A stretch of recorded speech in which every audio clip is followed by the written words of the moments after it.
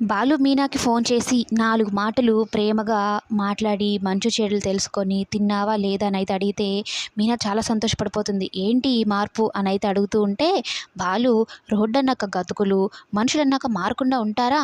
అనైతే అడుగుతూ ఉంటాడు. నువ్వు తిన్నావా లేదా అనంటే, నేను తిన్నాను మరి మీరు అనైతే అడుగుతూ ఉంటుంది. నేనేదో ఒకటి తిన్నానులే అనైతే చెప్తూ ఉంటాడు. మరి ఎప్పుడొస్తున్నారు అని అడగగానే ఫోన్ పెట్టేశాడు. అదేంటి ఇప్పుడే కదా మార్పు అది ఇది అన్నాడు. వెంటనే ఫోన్ పెట్టేశాడు అనైతే అనుకుంటూ ఉంటుంది మీనా. కానీ బాలు మాత్రం ఇది కేవలం వాళ్ళ నాన్న కోసం మాత్రమే చేశాడు. ఒక నచ్చని మనిషితో మాట్లాడాలంటే చాలా కష్టం అబ్బా అనైతే అనుకుంటూ ఉంటాడు. ఓవైపు మీనా కరెక్ట్‌గా అన్నం తిందాం అనుకున్న టైంకి ఇంకా గిన్నెలో ఏమి ఉండదు. కొంచెం కూడా ఉండదు. అదేంటి అందరూ తినేసారా? నాకిప్పుడెలా అనైతే అనుకుంటూ బాధపడుతూ ఉంటుంది. ఇంకా ఖాళీ కడుపుతోనే పడుకుంటుంది. ఇంతలో సుమతి ఫోన్ చేసి, "అక్క తిన్నావా? మేమందరం తిన్నాం. నువ్వెలా ఉన్నావు?" అనైతే అడుగుతూ ఉంటే, బియ్యం ఎన్ని పెట్టాలో ఏమో తెలియక కొంచెమే రైసే పెట్టాను.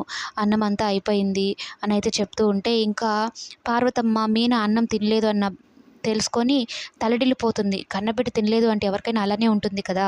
ఇక పార్వతమ్మేమో మీనాకి కాల్ చేస్తే, ఆ ఫోన్ కాస్త ప్రభావతి లిఫ్ట్ చేస్తుంది. లిఫ్ట్ చేసి చేయగానే, "ఏమ్మా రాత్రి అన్నం తినలేదంట కదా!" అని అనగానే ఇక ప్రభావతి మీనా మీద విరుచుకుపడిపోతుంది. "అప్పుడే ఇక్కడ విషయాలు నీ తల్లికి చేరవేశావా? రాత్రి అన్నం తినలేదన్నట్టు. మేము కనీసం నీకు తిండి కూడా పెట్టలేదని ఆమె అనుకోవాలని ఇలా చేశావా?" అనైతే మీనా మీద